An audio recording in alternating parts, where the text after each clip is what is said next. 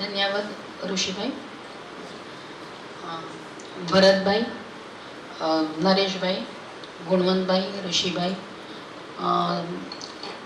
સૌ શ્રોતા મિત્રો જે મારા સુજ્ઞ સાથી અધ્યાપકો છે, પહેલાં સૌનો આભાર માનું. મારો ઉપક્રમ મને જ્યારે વાત કરવામાં આવી ત્યારે મને જે વિષય આપવામાં આવ્યો તે પર્યાવરણવાદ હતો, પણ મેં મારા વ્યાખ્યાનને પર્યાવરણવાદ નહીં પર્યાવરણ કેન્દ્રીય વિચારણાના શીર્ષક અંતર્ગત રજૂ કરીશું. કારણ કે પર્યાવરણવાદ એ એન્વાયરમેન્ટલિઝમ અને પર્યાવરણ કેન્દ્રીય વિચારણાઓ જેટલી થઈ એની અંતર્ગત એક જુદી જ વિચારણા છે.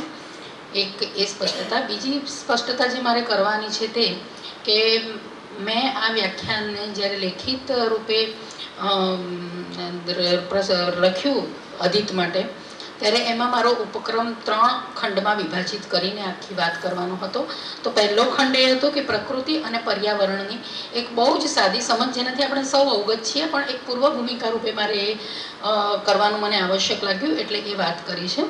બીજો જે મારો ખંડ છે તે ભારતીય કથા સાહિત્યની પર્યાવરણ કેન્દ્રીય વિચારણા, એ મેં લેખિત વ્યાખ્યાનમાં જ મૂકી આપી છે. એટલે અહીં હું એ એટલા માટે એને અહીંયા રજૂ નહીં કરું કારણ કે એક તો મને સોંપવામાં આવેલા મારા વિષયને વફાદાર રહેવાનું છે, જેમાં મારે કથા સાહિત્યની વાત નથી કરવાની, અને બીજું એ કે મારે સમયને પણ વશવર્તીને ચાલવાનું છે. એટલે આટલી સ્પષ્ટતા બાદ હવે મારે જે વાત કરવી છે એટલે અહીં હું 2 વાત કરીશ.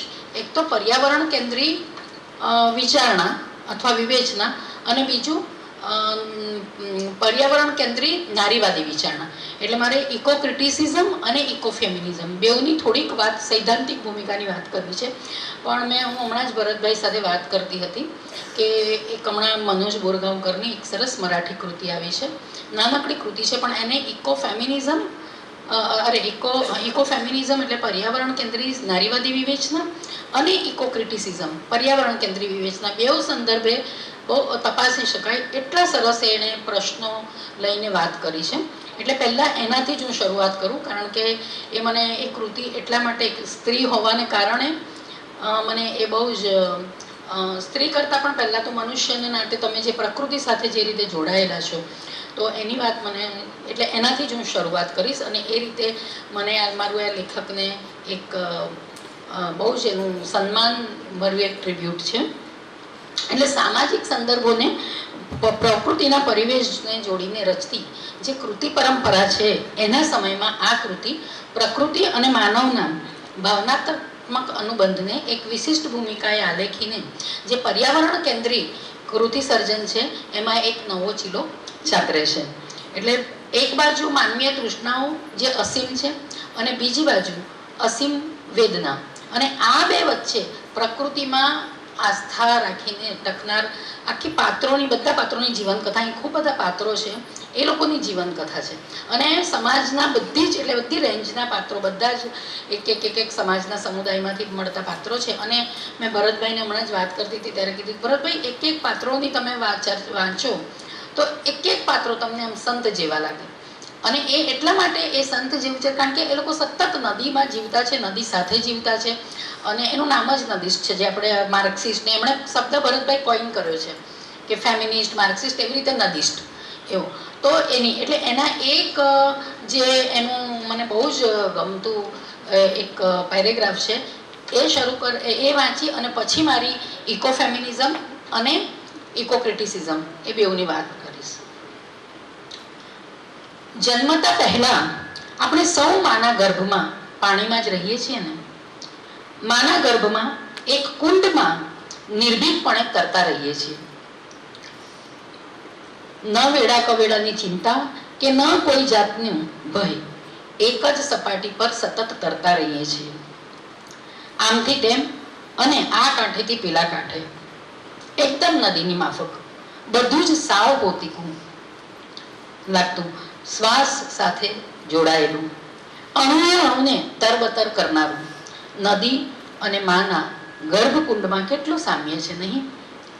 આપણા અંતરતરમાં નદી માટેનું જે ચિરંતન ખેંચાણ છે તેનો અનુબંધ ક્યાંક આ આપણે ગર્ભનાળ સાથે તો નથી ને. નદી એટલે વિસ્તૃત ગર્ભાશય, પોતાનામાં સમાવનારું, હાલરડા સંભળાવનારું અને આપણને સુરક્ષિત રાખનારું. માના ગર્ભમાંથી બહાર આવતા વેત જ કેટલી ગુંગળામણ થાય છે આપણને, પણ બહાર તો આવવું જ પડે છે. શ્વાસ લેતા પહેલા, ટેવાતા પહેલા તો ખચ્ચ કરતાકની નાળ કાપી નખાય છે, અને જો નાળ કાપતા પહેલા થોડોક સમય આપણને અપાય તો આપણે પણ શ્વાસ લેતા ટેવાઈ જઈએ. શેને માટે? જન્મતા વેત ગળું ફાડીને જોર જોરથી રડવું પડે. મને તો માના ગર્ભ સાથે કપાયેલી નાળ ફેરવારકી નદી સાથે જોડાઈ ગઈ હોય તેવું સદા લાગતું રહ્યું છે. અને આ સાથે હું થોડીક વાત, સૈદ્ધાંતિક વાત કરું. આપણે જ્યારે પર્યાવરણ કેન્દ્રી વિવેચનાની વાત કરીએ તો પ્રકૃતિ અને પર્યાવરણ બંને સંજ્ઞાઓને તેમના મૂળ અર્થને થોડો અવગત કરવો આવશ્યક છે. એ બધા અવગત છે, મને ખબર છે, પણ મારી પોતાની એ જરૂરત હતી કે મારે વાત કરતા પહેલા થોડીક ભૂમિકા રૂપે પ્રકૃતિ અને પર્યાવરણની વાત કરું. કારણ કે પર્યાવરણ સંદર્ભે સામાન્ય રીતે એક સમજણ એવી છે કે પર્યાવરણ એટલે પ્રકૃતિ, અને મોટે ભાગે પ્રકૃતિ અને પર્યાવરણ એકમેકના પર્યાય હોય એ રીતે વાત થતી હોય છે. પ્રકૃતિ અને પર્યાવરણ નિઃશંકપણે અભિન્ન છે, પરંતુ પ્રકૃતિ એ પર્યાવરણનો એક ભાગ છે, સંપૂર્ણ પર્યાવરણ નથી. આપણે પ્રકૃતિની સંજ્ઞા તપાસીએ તો એક સરળ અર્થ છે નિસર્ગ અથવા કુદરતના તત્વો. દેવી ભાગવત પુરાણના ઉત્તરાર્ધમાં પ્રકૃતિ સંજ્ઞાનું વ્યુત્પત્તિગત અર્થ સમજાવતા કહેવામાં આવ્યું છે કે પ્ર એ ઉત્કૃષ્ટતા વાચક છે, કૃતિ અર્થાત સર્જન અથવા સૃષ્ટિ એવો અર્થ સંકેત આપે છે. એટલે કે સૃષ્ટિમાં જે ઉત્કૃષ્ટ છે અને દૈવી છે તે પ્રકૃતિ છે. દેવી ભાગવતના ઉત્તરાર્ધમાં આગળ જતા પ્રકૃતિની લાક્ષણિકતા દર્શાવી કહેવામાં આવ્યું છે કે પ્ર સત્વગુણ, કૃ અક્ષર રજોગુણ અને તિ તમોગુણના સૂચક છે. આ ત્રણેયના સંયોગથી નિર્મિત પ્રકૃતિ શબ્દમાં સત્વ, તમસ અને રજસ એ ત્રિગુણ સ્વરૂપ સમાવિષ્ટ છે. તેથી પ્રકૃતિ શક્તિ સમન્વિતા છે. પ્રકૃતિને સત્વગુણ, રજોગુણ અને તમોગુણને પોતામાં સમાવિષ્ટ કરનારી શક્તિ માનવામાં આવી છે. ઓક્સફોર્ડ યુનિવર્સલ અંગ્રેજી ગુજરાતી શબ્દકોશ પ્રમાણે નેચરનો અર્થ પ્રકૃતિ, મૂળ સ્વરૂપ, નિસર્ગ અથવા જન્મજાત લક્ષણો અને સ્વભાવ છે. એટલે કે બાહ્ય જગતમાં જે અસ્તિત્વમાન છે, જે માનવ સર્જિત નથી, એ તમામે તમામ નિર્જીવ અને સજીવ તત્વો પ્રકૃતિના અંશ છે. જેમ કે ભિન્ન વનસ્પતિ અને પ્રાણી સૃષ્ટિ, નદી, તળાવ, ઝરણા, ગિરિમાળાઓ, શિલાઓ, કંદરા, સમુદ્ર, વાદળ, તારકગણ, ગ્રહ, નક્ષત્રો વગેરે પ્રાકૃતિક તત્વો છે. ભગવદ્ ગૌ મંડળમાં પ્રકૃતિ શબ્દના ભિન્ન ભિન્ન 9 અર્થ સૂચવાય છે. જેમાં પહેલો છે પંચમહાભૂત, એ આપણે સૌ જાણીએ છીએ, જળ, ભૂમિ, અગ્નિ, આકાશ, વાયુ. બીજો અર્થ છે આરોગ્ય, સ્વાસ્થ્ય અથવા કુદરત કે વિશ્વ. ત્રીજો અર્થ છે જગતનું બીજ, જે પુરુષથી ભિન્ન છે એવું જગતનું મૂળ ઉપાદાન. ચોથો અર્થ છે સમસ્ત જીવ સૃષ્ટિ, નીતિ, પરંપરા, પ્રાણ, ઉર્જા. અને પાંચમો અર્થ છે પદાર્થનો સ્વાભાવિક ગુણધર્મ. છઠ્ઠો અર્થ પૂર્વ જન્મના સંસ્કારવશ આ જન્મમાં વિકસિત થયેલો સ્વભાવ. સાતમા અર્થ મુજબ પ્રકૃતિ એટલે વિશ્વના સર્વ મૂર્ત અમૂર્ત પદાર્થો. આઠમો અર્થ શરીર અને મનનું બંધારણ. આપણે શરૂઆતમાં જ દેવી પુરાણ અને મત્સ્ય પુરાણમાં મળનારા સંકેતોના અર્થ સંકેતોમાં જોયું તે પ્રમાણે જ ભગવદ્ ગૌ મંડળમાં પણ પ્રકૃતિનો આઠમો અર્થ પ્ર, કૃ અને તિ આ ત્રણેય ગુણોના સમાન રૂપે પોતાના સમાવેશ કરનારી પ્રકૃતિ. અને નવમો અર્થ પ્રકૃતિ એટલે સ્વભાવ, મિજાજ અથવા તાસીર. તો ટૂંકમાં પ્રકૃતિ એટલે સમસ્ત પ્રાણી સૃષ્ટિ સહિત બાહ્ય જગતના સમસ્ત કુદરતી તત્વો અને તેમના શરીર મનની અવસ્થાઓ, સ્વભાવ અને તાસીર. આ અત્યારે પ્રકૃતિની જે ભગવદ્ ગૌ મંડળ અને આપણા પુરાણોને ઉક્ત જે વાત મેં કરી તો એમાં મને પરમભાઈએ જે વાત કરી એ જોડે એટલે આપણે પર્યાવરણ કેન્દ્રીય વિવેચનાની વાત તો કરીશું જ, પણ એ મોટાભાગની જે સૈદ્ધાંતિક પરિભાષા છે આપણને વિદેશમાંથી મળી છે. પણ એમાં એ જો હમણાં 19મી સદીની આસપાસ આવી એના ઉત્તરાર્ધમાં પણ આપણી પાસે હજારો વર્ષ પહેલા આ પ્રકૃતિને સમજાવનારું આખું એક વિજ્ઞાન છે. તો એટલે મેં થોડીક મને એવું લાગ્યું કે પૂર્વ ભૂમિકામાં મારે આ પ્રકૃતિ અને પર્યાવરણના સંદર્ભે આ લેવું જરૂરી છે, એટલે મેં વાત કરી. પછી એના આધારે હું સૈદ્ધાંતિક વિચારણાની વાત કરીશ. એટલે પ્રકૃતિ શબ્દ અને સંજ્ઞા વિભાવનાની આટલી સંક્ષિપ્ત ચર્ચા પછી પર્યાવરણની વાત થોડીક મારે કરવી છે. તો સાંપ્રત સમયમાં પર્યાવરણ વ્યાપક રૂપે પ્રયોજાતી એવી બહુચર્ચિત સંજ્ઞા છે. પર્યાવરણ સંસ્કૃત તત્સમ શબ્દ છે. પરિતઃ આવરણ, હવે 19મી સદીમાં જે હેન્કલે ને બીજા જે રોસે આપેલી જે વિભાવનાઓ છે એ તમે તપાસો તો તમને ખ્યાલ આવશે કે આપણે હજારો વર્ષ પહેલાં જે આપણને પર્યાવરણની જે વિભાવના ઓલરેડી મળી ચૂકી હતી. એટલે પર્યાવરણ એટલે પરિતઃ આવરણ ઇતિ પર્યાવરણ. પર્યાવરણનો અંગ્રેજી પર્યાય છે. એટલે આનું જ તમને સીધું અંગ્રેજી ટ્રાન્સલેશન 19મી સદીમાં મળતા પશ્ચિમની વિભાવનાઓ તમને લાગશે. પર્યાવરણનો અંગ્રેજી પર્યાય એન્વાયરમેન્ટ, પર્યાવરણનો સંધિ વિચ્છેદ કરતા જ અર્થ મળે છે પરી આવરણ, પર્યાવરણ. પરી અથવા પરી એટલે આસપાસ, ચોમેર અથવા સરાઉન્ડિંગ્સ, અને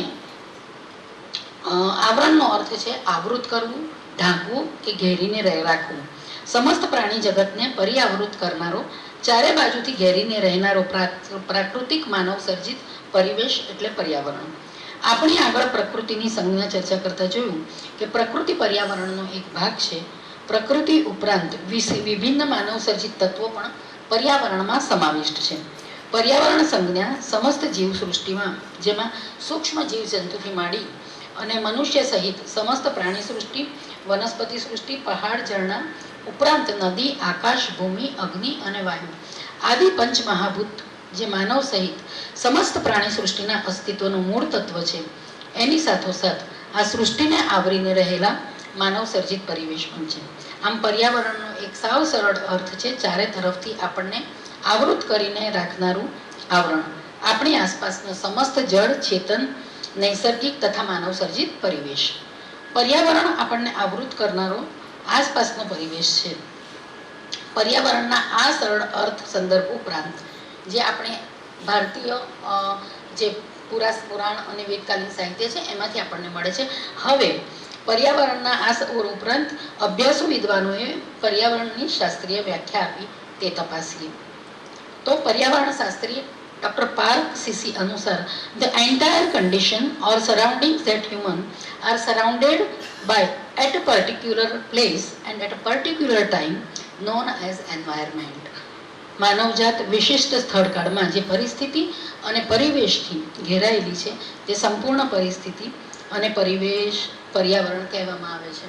એટલે હવે આપણે પેલી જૂની સંસ્કૃત વિભાવના યાદ કરો તો પરિથી આવરણ, પર્યાવરણ. પર્યાવરણના અન્ય અભ્યાસો ડૉક્ટર જે.એસ. રોસના પર્યાવરણની વિભાવના આપતા કહે છે કે environment is any external force that affects us. પર્યાવરણ એટલે કોઈ પણ બાહ્ય શક્તિ અથવા ઉર્જા જે આપણા જીવનને પ્રભાવિત કરે છે. પર્યાવરણના ઘટકોની વાત કરીએ તો ભૌગોલિક દ્રષ્ટિએ એટલે ભૂમિગત અથવા પૃથ્વીગત પર્યાવરણના મુખ્ય 4 પ્રકાર છે. એમાં લિથોસ્ફિયર એટલે કે સ્થળમંડળ અથવા ભૂમિમંડળ, હાઇડ્રોસ્ફિયર એટલે કે જળમંડળ, બાયોસ્ફિયર જૈવમંડળ અને વાયુમંડળ. હવે હું આ બધી વિગતોમાં જતી નથી, મેં ડિટેલમાં કે જે લિથોસ્ફિયરમાં શું છે, એટમોસ્ફિયરમાં શું છે, બાયોસ્ફિયરમાં, પણ એ આપણે અહીંયા સમયના અભાવને એટલે મેં લેખિત વ્યાખ્યાન આપ્યું જ છે. એટલે અને એના પણ એટલે એમાં આ જે પર્યાવરણના ઘટકો છે એમાં પણ પાછા માનવ સર્જિત જે પર્યાવરણના ઘટકો છે એની પણ અલગ અહીંયા જ મેં ચર્ચા કરેલી છે. એટલે એમાં હું તમને ખાલી એક નામ આપી દઉં તો એ પર્યાવરણમાં ધાર્મિક પર્યાવરણ, સોશિયલ એન્વાયરમેન્ટ, દાર્શનિક પર્યાવરણ, ફિલોસોફિકલ એન્વાયરમેન્ટ, આધ્યાત્મિક પર્યાવરણ, સ્પિરિચ્યુઅલ એન્વાયરમેન્ટ. આ હું અંગ્રેજી એટલા માટે વાંચું છું કારણ કે આ બધી જ વિચારણા જે થઈ છે એ આ સંજ્ઞાઓ હેઠળ થઈ છે. શૈક્ષણિક પર્યાવરણ, એજ્યુકેશનલ એન્વાયરમેન્ટ અને સંચાર પર્યાવરણ, કોમ્યુનિકેશન એન્વાયરમેન્ટ, આ બધા જ માનવ સર્જિત જે એન્વાયરમેન્ટ છે, પર્યાવરણો છે, તે માનવ જીવનની સામાજિક, સાંસ્કૃતિક આવશ્યકતાઓ તથા તેમની માનસિક જરૂરિયાતોને આધારે રચાયા છે અને માનવ જીવનની તમામ આવશ્યકતાઓ આ પર્યાવરણ દ્વારા પૂરી થાય છે. હવે હું મૂળ વાત પર આવું. આ એક નાનકડી ભૂમિકા હતી. એટલે ઇકો ક્રિટિસિઝમ, પર્યાવરણ કેન્દ્રિત વિચારણા. એટલે ઇકોક્રિટિસિઝમ એટલે પર્યાવરણ કેન્દ્રી વિવેચન અને ઇકોલોજી એટલે પર્યાવરણ શાસ્ત્ર નો સિદ્ધાંત. પર્યાવરણ સિદ્ધાંતની વાત પહેલી વાર જર્મન વિજ્ઞાની સર અર્નેસ્ટ હેન્કલે 1869માં કરી, એટલે લગભગ 19મી સદીનો ઉત્તરાર્ધ, એની શરૂઆત. એ રીતે જોતા ઇકોલોજી એટલે કે પર્યાવરણ શાસ્ત્ર અને ઇકોક્રિટિસિઝમ એટલે પર્યાવરણ કેન્દ્રી વિવેચનાની વિચારણા સાથે લગભગ 150 વર્ષનો ઇતિહાસ જોડાયેલો છે.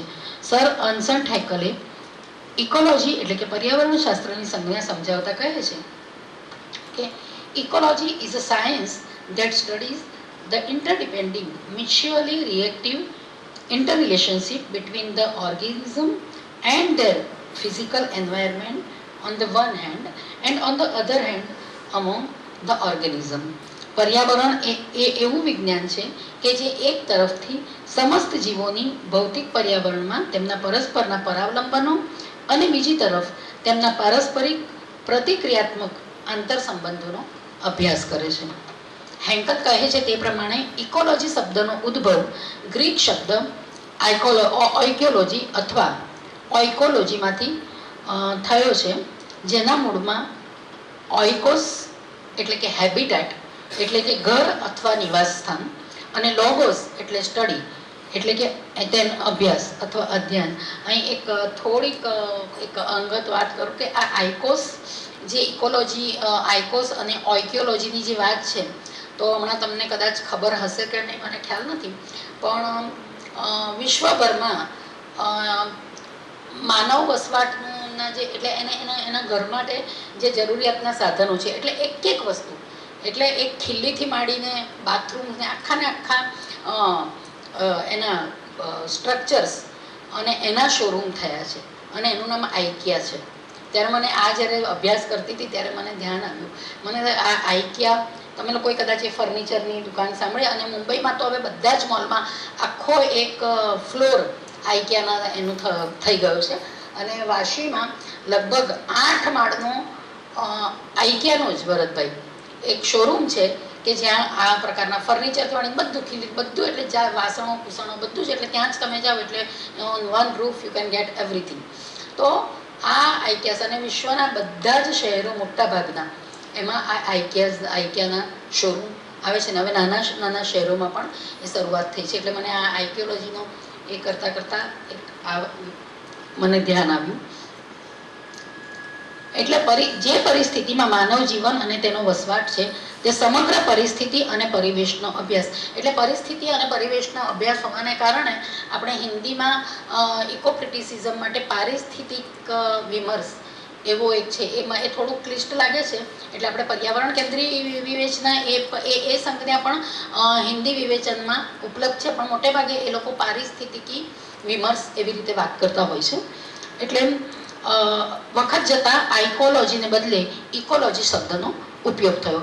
સર અર્નેસ્ટ હેન્કલ ઉપરાંત Warming, Frederick Clements, sir Fraser Darling, E.P. Odum વગેરે જીવ વિજ્ઞાનીઓ તથા પર્યાવરણ શાસ્ત્રીઓએ ઇકોલોજી સમજાવવાનો પ્રયત્ન કરી આપ્યો છે.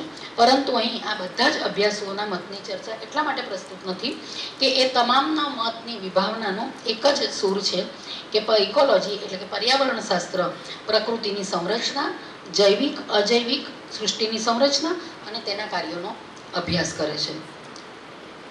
પ્રકૃતિ, પર્યાવરણ અને એની ભિન્ન અવસ્થાઓ અને પ્રકારો તથા પર્યાવરણ શાસ્ત્ર એટલે કે ઇકોલોજીની ચર્ચા આપણે પર્યાવરણ કેન્દ્રીય વિવેચનાને હવે સંક્ષિપ્તમાં સમજીએ તો 19મી સદીનું વિવેચન સાહિત્ય કૃતિ સાથે જોડાતી ઇતિહાસ, રાજ્યશાસ્ત્ર, નાગરિક શાસ્ત્ર, સમાજશાસ્ત્ર, મનોવિજ્ઞાન, તત્વચિંતન જેવી માનવ વિદ્યા શાખાઓના પરિપ્રેક્ષ્યમાં કૃતિ વિશ્લેષણ દ્વારા જીવન સામગ્રીની શોધનું વિવેચન હતું. અત્યારે આપણે બધા જ એટલે આ એક ઇન્ફોર્મેશન નથી, પણ આપણે બધા જ અત્યારે તો એને પ્રેક્ટિકલ વેમાં આપણે જે અહીંયા બધા અભ્યાસ મિત્રો બેઠા છે બધા જ પોતાના સંશોધનમાં આને પ્રેક્ટિસમાં લે છે કે એ વિવેચનને આપણે ક્યારેય હવે સાહિત્ય કૃતિને માત્ર સાહિત્ય કૃતિની દ્રષ્ટિએ સીમિત દ્રષ્ટિએ જોતા નથી, કોઈક વિદ્યાશાખા સાથે જોડીને જોવાનું આપણો એક બહુ જ પ્રસ્તુત એવું વલણ બધા અભ્યાસોનો રહે છે.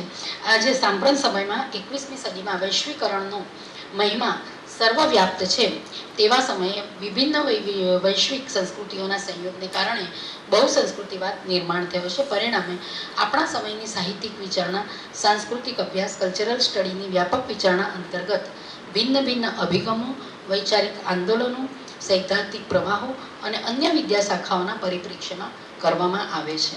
સાહિત્યના અભ્યાસી માટે સાહિત્ય કૃતિનો અભ્યાસ કરતી વખતે સાહિત્ય ઉપરાંત માનવ જીવન સાથે જોડાનારા વિવિધ ક્ષેત્રોની ગતિવિધિ અને પ્રવૃત્તિઓની તપાસ અને સમજણ અનિવાર્ય બને છે.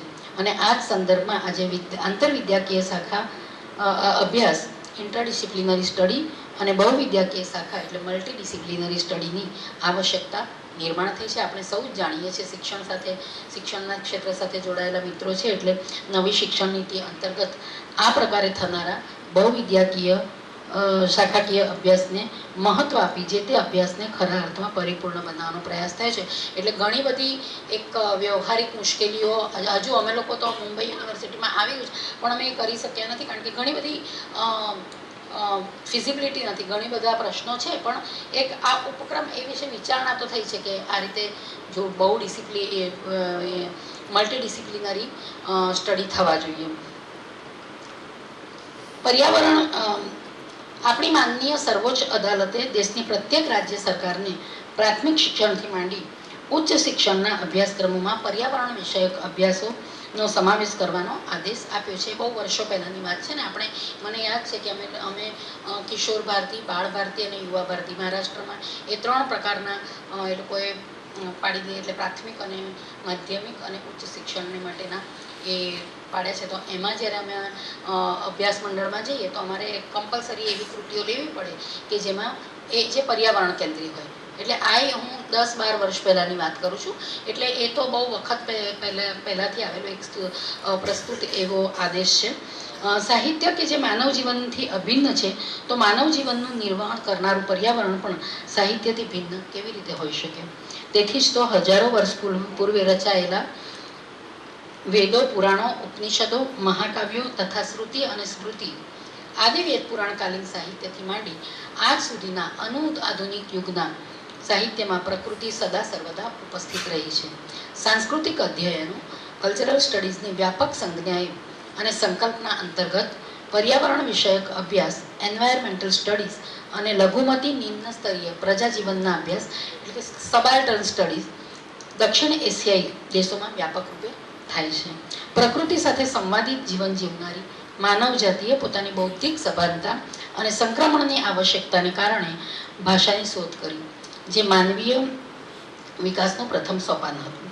મૂક પ્રકૃતિ અને ભાષાનો ઉપયોગ કરતા માનવ વચ્ચેનું અંતર વધ્યું અને માનવનો પ્રકૃતિ પ્રત્યેનો વ્યવહાર પણ બદલાયો. ભાષાના ઉદ્ભવ સાથે જ વિકાસ ભણી ગતિ કરનાર મનુષ્ય જે પૂર્ણપણે પ્રકૃતિ પર નિર્ભર હતો, તેની ગતિ સ્વનિર્ભરતાની દિશામાં આરંભાઈ અને જે અત્યાર સુધી અટકી જ નથી. અને વિધ્વંસ, માનવ જાતની આ વિકાસની જે ઘેલછા છે તે માનવ જાતનો જ વિધ્વંસ કરે એટલી હદે તે પહોંચી છે અને કઈ રીતે પ્રકૃતિને નુકસાન કરે છે. એટલે હવે જે પ્રકૃતિ પહેલાં માત્ર માનવ મનની અભિવ્યક્તિ કરવાની સામગ્રી રૂપે આવતી હતી, પણ હવે તો એક વૈચારિક આંદોલન રૂપે પણ ભરતભાઈને અને બધા મિત્રોને પણ ખબર હશે કે હિન્દીમાં તો કેટલી બધી આપણને ડૂબ, ધાર, મરંગ, બોડા, નીલકંઠ હુઆ, એ કેટલી બધી અસંખ્ય કૃતિઓ ગુજરાતીમાં ઓછી લખાય છે. ધ્રુવ ભટ્ટની સમુદ્રાંતિકે ઘણી બધી નવલકથાઓ છે. પણ એક વૈચારિક આંદોલન, તમે મરંગ, બોડા, નીલકંઠ હુઆ વાંચો તો મિલેનિયમના જે પ્રભાવને, દુષ્પ્રભાવને કારણે એ માણસ નીલકંઠ, મહાદેવ એટલે નીલકંઠની તો સંકલ્પના, એની પાછળનો જે મીથ છે આપણને ખબર છે. પણ એ મનુષ્ય, એ માણસ એટલે નીલકંઠ બોડા જ નહીં, પણ એની આખી આદિવાસી જાતિ સમુદાયનું જે નિકંદન એ નીલકંઠ પેલા મિલેનિયમની ખાણોમાં કામ કરતા નીકળે છે. એવી જ રીતે ધાર, એવી જ રીતે ડૂબ, એટલે ઘણી બધી નવલકથાઓ હવે એ વર્ણન વધ્યું છે. એટલે ગુજરાતી ભાષામાં પણ મને એવું લાગે છે કે એક રોમેન્ટિસિઝમથી આગળ વધીને એક નક્કર એવી એક આ પર્યાવરણની જે સંવર્ધન અને સંરક્ષણની જે ભૂમિકા છે, એ ભૂમિકાને લઈને હવે સાહિત્ય રચાય એવી બહુ તાતી જરૂરિયાત છે. તો 21મી સદીમાં પૂર્ણ વિકસિત અને વિકાસશીલ દેશ એમ વિશ્વ સમસ્ત વૈજ્ઞાનિક, યાંત્રિક અને ઔદ્યોગિક ક્ષેત્રે સિદ્ધિ હાંસલ કરવામાં પ્રવૃત્ત છે. આ વિકાસ યાત્રામાં માણસ એક તરફથી પ્રકૃતિથી વિમુક્ત થતો ગયો, પરંતુ બીજી બાજુ ભૌતિકવાદથી પ્રેરિત વિકાસ લાલસાની આંધળી દોટમાં પ્રકૃતિનું હદબાર શોષણ કરતો ગયો.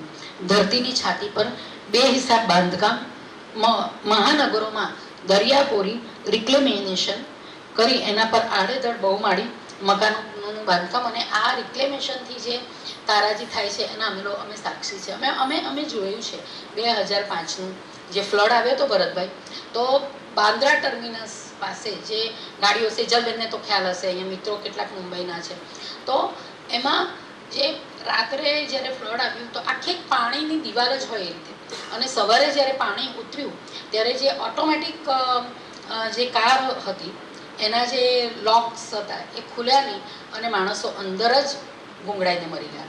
અને સવારે બાંદ્રા ટર્મિનસનો જે ક્રોસિંગ છે ત્યાંથી એટલી બધી માનવ શબ, એટલે એ અમે જોયું છે. આ રિક્લેમેશનનું જે પરિણામ છે એ જોયું છે. એટલે ઓશીવરા હોય કે બાંદ્રા રિક્લેમેશન હોય તો એને કારણે જે એટલે એ વાત છે. તો જમીનોનું ઉત્પાદન કરીને પ્રાકૃતિક સંસાધનોને હાનિ પહોંચાડવી, ખેતરોમાં પેસ્ટિસાઇડમાં છંટકાવ કરવા, આ તમામ પ્રવૃત્તિ શુદ્ધ પર્યાવરણને નષ્ટ કરવાના કારણો છે. બીજી બાજુ વાહન વ્યવહારના કારણે પેટ્રોલ અને ડીઝલના ઝેરી ધુમાડા, કારખાના મિલોની ચીમનીઓ દ્વારા વાતાવરણમાં ફેલાતો ધુમાડો અને બહાર નીકળતું ગંદુ પાણી, જે ફેક્ટરી વેસ્ટેજ છે તે મહાનગરોમાં નદી અને દરિયા કિનારે પ્લાસ્ટિકની થેલીઓના ઢગલા વગેરે. અમારી મુંબઈની મીઠી નદી, એને મીઠી નદી એટલી સુંદર નદી હતી, એનું આખું નિકંદન. અત્યારે મીઠી નદીમાં તમને ખાબોચિયા જ મળે છે, અને બાકીનો એનો જે કિનારો હતો એ ઢગલે ઢગલા પ્લાસ્ટિકની કોથળીઓ અને વેસ્ટથી છે. એટલે એ બધું જોઈએ ત્યારે આપણને ખરેખર ખબર પડે કે આ પર્યાવરણનું આપણે શું નિકંદન કાઢ્યું છે. એટલે વાયુ પ્રદૂષણ અને જલ પ્રદૂષણ નિર્માણ કરે છે. પ્રકૃતિએ મનુષ્ય પ્રકૃતિના અપાર અને સમૃદ્ધ સંસાધન સ્ત્રોતોનું સ્વવિકાસ માટે પ્રકૃતિની સહિષ્ણુતા ખલાસ થઈ જાય એટલી હદે તેમાં હસ્તક્ષેપ કર્યો અને તેનું અનહદ શોષણ કરી પ્રકૃતિનું સંતુલન અસ્તવ્યસ્ત કર્યું. આપણે આગળ નોંધ્યું અને એનું પરિણામ આપણી નજર સામે છે. આપણે આગળ નોંધ્યું તેમ છેલ્લા 2 દાયકામાં અને પાછલા 5-7 વર્ષોમાં વિશેષ પ્રમાણમાં ભૂકંપ, અતિવૃષ્ટિ અને સુનામી જેવી વિધ્વંસક કુદરતી હોનારતોની વારંવાર આપણે સાક્ષી બનવું પડ્યું છે. અને હમણાં છેલ્લે આપણે તુર્કીઓની જે હાલત થઈ એ જોયું, ઉત્તરાખંડનું મેં જે આગળ બધી વાત કરી કે એ. તો સાહિત્યની વાત કરીએ તો પર્યાવરણ કેન્દ્રીય વિવેચના, ઇકોક્રિટિસિઝમ, પર્યાવરણ, એન્વાયરમેન્ટ અને સાહિત્ય આંતરવિદ્યાશાખાયી અભ્યાસ છે. સાહિત્યમાં પર્યાવરણ કેન્દ્રીય લેખન અને વિવેચન 2 રૂપે થતું જોઈ શકાય છે. એક, પર્યાવરણ સાહિત્યમાં માનવ મનની અભિવ્યક્તિની સામગ્રી રૂપે, અને પર્યાવરણનું સાહિત્ય કૃતિમાં પર્યાવરણ સંરક્ષણ અને સંવર્ધનના વૈચારિક આંદોલન રૂપે થતું લેખન. આધુનિક કાળમાં આપણે જ્યારે આ પ્રકારના અભ્યાસ કરીએ છીએ ત્યારે સમજાય છે કે આ પ્રકારના વૈચારિક આંદોલન સાથે જોડાયેલી સાહિત્ય કૃતિઓ કળાના હેતુ માત્ર કલાગત આનંદ કે કળા ખાતર કળાથી આગળ વધી અસંતુલિત પ્રકૃતિ અને મરણાંસન પર્યાવરણના સંરક્ષણ કાર્યમાં આંદોલનની એક અતિ આવશ્યક એવી પરંપરા સાહિત્યમાં સ્થાપી આપે છે. ચનિંગહામથી પ્રકાશિત થતા એન્વાયરમેન્ટલ એન્સાઇક્લોપીડિયાના સંપાદક પી. વિલિયમ્સના મત મુજબ પર્યાવરણ કેન્દ્રીય વિવેચના સજીવ અને નિર્જીવ પદાર્થ જગત સાથે સંબંધ ધરાવતા પર્યાવરણ અને સાહિત્યના સંબંધોની તપાસ કરે છે. લગભગ 21મી સદીના પૂર્વાર્ધમાં ઇકોક્રિટિસિઝમ પર્યાવરણ કેન્દ્રીય વિવેચના સંજ્ઞા હેઠળ થયેલી આ સૈદ્ધાંતિક વિચારણાના સ્તરે પ્રકૃતિ અને પર્યાવરણનું તેમજ ભૌતિકવાદના અતિરેક વિકાસની આંધળી દોટને કારણે અનિયંત્રિતપણે થનારા પ્રાકૃતિક સાધનોનું પરાકાષ્ઠાએ થનારું શોષણ તથા ઔદ્યોગિક યાંત્રિક આવિષ્કારો અને એ આવિષ્કારોના દુર્નિવાર પરિણામ રૂપે વાતાવરણમાં ફેલાતા પ્રદૂષણ અને પર્યાવરણની માનવ જીવન પર પડતી હાનિકારક અસરોની તપાસ હાથ ધરે છે. પર્યાવરણ કેન્દ્રીય વિચારણા પર્યાવરણ સંરક્ષણના ઉપાયોની શોધ આદરે છે અને સાથોસાથ આ વિચારણા માનવ જીવન સાથે અભિન્નપણે જોડાયેલા એવા પર્યાવરણ અને માનવના અનુભવ જગતને પણ અભિવ્યક્ત કરે છે. ઇકોક્રિટિસિઝમ સંજ્ઞા એન્વાયરમેન્ટલ લિટરરી ક્રિટિસિઝમ એટલે કે પર્યાવરણ કેન્દ્રિત સાહિત્ય વિચારણા, ગ્રીન સ્ટડીઝ એટલે કે હરિત અભ્યાસ અને ઇકો પોએટિક્સ એટલે પર્યાવરણનું કાવ્યશાસ્ત્ર જેવા અન્ય નામોએ પણ ઓળખાય છે. પર્યાવરણ કેન્દ્રિત વિવેચના એક આંતર વિદ્યાશાખાકીય અભ્યાસ છે. તેથી આ અભ્યાસમાં પર્યાવરણ અને સાહિત્યના વિજ્ઞાન અને અન્ય માનવ વિદ્યાનો અભ્યાસ સમાવિષ્ટ છે. 20મી સદીમાં ના ઉત્તરાર્ધમાં ઈસવીસન 1962માં પ્રકાશિત થતી જીવશાસ્ત્રી, બધાને અહીંયા ખબર હશે કારણ કે સાયલેન્ટ સ્પ્રિંગ એ બહુ જ જાણીતી નવલકથા છે. સાયલેન્ટ સ્પ્રિંગમાં મૂક વસંતમાં પર્યાવરણની નિસ્બતપૂર્ણ ચિંતા અને તેના સંરક્ષણ માટેની બુલંદ સ્વરે આરંભાયેલી લડત દ્વારા પર્યાવરણવાદ એટલે કે એન્વાયરમેન્ટલિઝમ આરંભાય છે. રાસેલ કાર્સનનું નક્કર વાસ્તવના ધરાતલ પર રચાયેલું આ વૈચારિક આંદોલન એટલું પ્રબળ અને એટલું તીવ્ર હતું કે તેમાં અભિવ્યક્ત થતી વાસ્તવિકતા પ્રત્યેનો આક્રોશ મર્મસ્પર્શી હતો અને પ્રકાશિત થયાના પહેલા જ અઠવાડિયે તેની 1 લાખ નકલ વેચાય છે અને વિશ્વની 22થી અધિક ભાષાઓમાં તેનો અનુવાદ થાય છે. કાર્સનની પર્યાવરણ માટેની ચિંતામાંથી આકાર લેનારી આ કૃતિ દ્વારા પર્યાવરણ સંરક્ષણ અને સંવર્ધન વૈચારિક આંદોલનને એવો વ્યાપક અને પ્રભાવક પ્રચાર થયો કે 10 વર્ષ પછી એટલે કે 1972માં અમેરિકામાં ડીડીટીના કીટાણુનાશક દવા પર પ્રતિબંધ લાદવામાં આવ્યો. દુર્ભાગ્ય કાર્સન એ જોવા માટે જીવતા નહોતા કારણ કે આ કૃતિ પ્રકાશિત થયાના 2 જ વર્ષમાં એટલે કે 1964માં કાર્સનનું અવસાન થાય છે. અને આના સંદર્ભે તમને સત્યમેવ જયતેનો 6થો કે 7મો એપિસોડ છે જે પેસ્ટિસાઇડ વિશેનો એ યાદ આવશે. જે લોકોએ જોયો હોય તો એ પેસ્ટિસાઇડની કેટલી ભયાનક. અને છેલ્લે હવે 3 થી 4 મિનિટમાં ઇકો ક્રિટિસિઝમની થોડીક વાત. ગુણવંતભાઈ, ઇકો ફેમિનિઝમ પર્યાવરણ કેન્દ્રિત નારીવાદી વિવેચના 19મી સદીની ઔદ્યોગિક ક્રાંતિ બાદ પાછું જોયા વિના સતત વિકાસની વણી દોટ મૂકતા અને અજોડ અપૂર્વ સિદ્ધિ હાંસલ કરતા પ્રકૃતિના શોષણની ચરમસીમાએ પહોંચેલ માણસ, આધુનિક માણસ પ્રકૃતિથી છેદાયેલો છે, આપણે સૌ જાણીએ છીએ. તેથી જ આધુનિક સમયમાં આકાર લેનારા મોટાભાગના ચિંતનો, દર્શનો, વૈચારિક પ્રવાહો અને આંદોલનો મૂલ્ય કેન્દ્રી રહ્યા છે. આવા મૂલ્ય કેન્દ્રી આંદોલન સંદર્ભે નારીવાદી વિચારણા અંતર્ગત છેલ્લા કેટલાક વર્ષોમાં આકારિત થતી ભિન્ન ભિન્ન વિચારણામાં ઇકો ફેમિનિઝમ અર્થાત પર્યાવરણ કેન્દ્રી નારીવાદી વિચારણા નોંધનીય અને મહત્વપૂર્ણ છે. વિકાસ સૂત્રને જોરથી ગજવનાર 20મી સદીનો આરંભ માનવ અસ્તિત્વ વિશેની આશંકા અને પરમ તત્વ વિશેની સંશયથી આરંભાય છે. સ્વ, વિશ્વ, ઇતરજન વિશે સંશયગ્રસ્ત અને શ્રદ્ધા વિહોણું બનેલા વેરવિખેર માનવ અને દાયકાઓથી પેઢીઓથી સ્ત્રી જાતિને થતા અન્યાય અને શોષણ સામે અવાજ ઉઠાવનાર નારીવાદી વિવેચકો માટે આશા અને આશ્વાસનરૂપ ઇકો ફેમિનિઝમ એટલે કે પર્યાવરણ કેન્દ્રિત નારીવાદી વિવેચના આવે છે.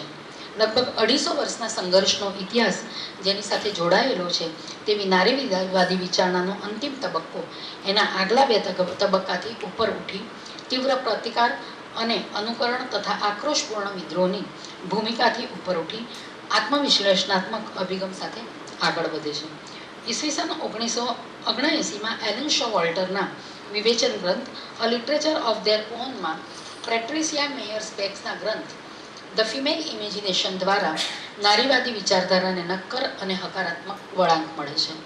એલન શો વોલ્ટર 1981માં પ્રગટ થતા પોતાના દીર્ઘ લેખ ફેમિનિસ્ટ ક્રિટિસિઝમ ઇન વાઇલ્ડરનેસમાં નારીવાદની આ સૌમ્ય, શાંત અને શાણપણભરી વિભાવના ગાયનોસેન્ટ્રિક ક્રિટિસિઝમ અથવા ગાયનો ક્રિટિસિઝમની સંજ્ઞા દ્વારા સમજાવે છે.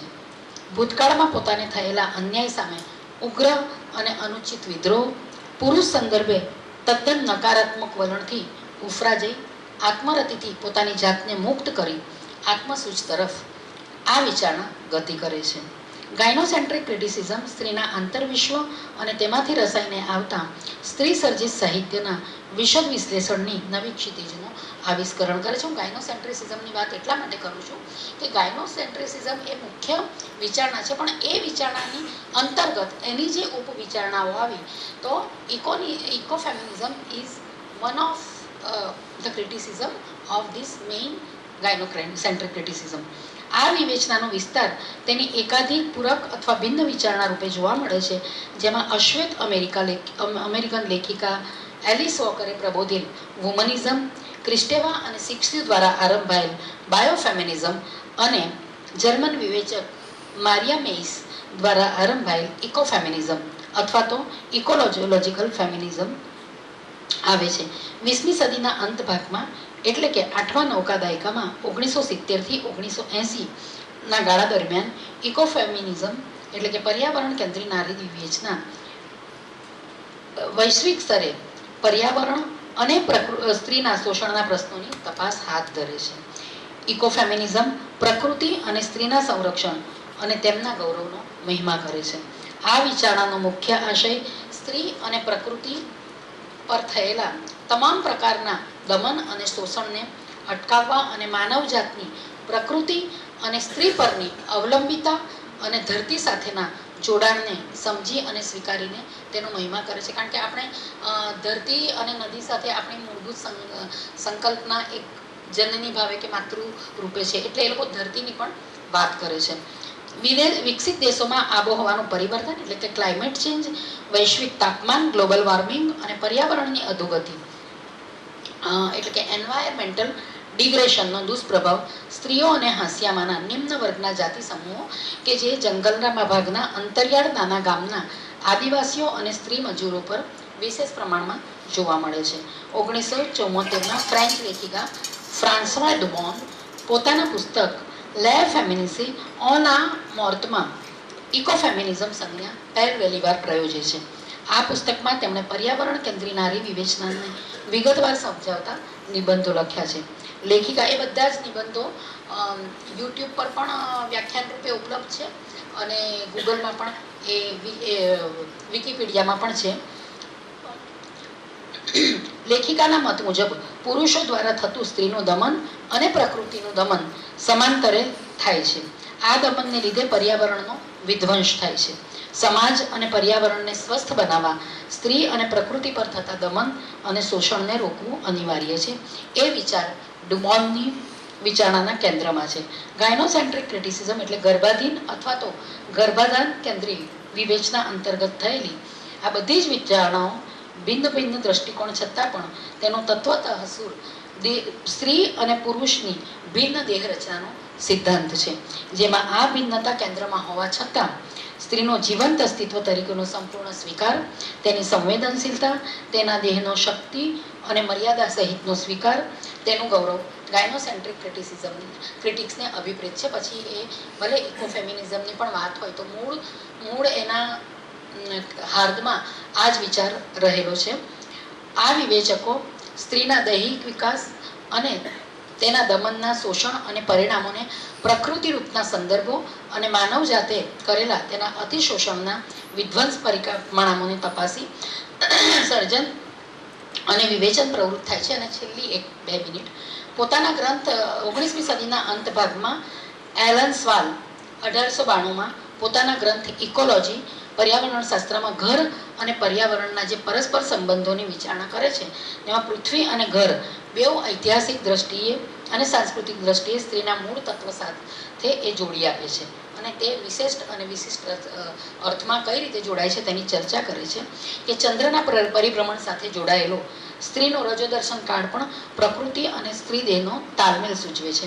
બાળકના જન્મ, ઉછેર અને કેળવણીને કારણે એ તમામ પ્રક્રિયા દરમિયાન સ્ત્રીની માનસિક અવસ્થા, તેની બદલાતી વૈયક્તિકતા અને સ્વભાવ પરિવર્તન આ બધું જ એને પ્રકૃતિ સાથે જોડી આપે. 5-7 લાખનું ભાડું લેવાય છે અને એને કારણે લગભગ વિલુપ્ત થયેલી એટલી સરસ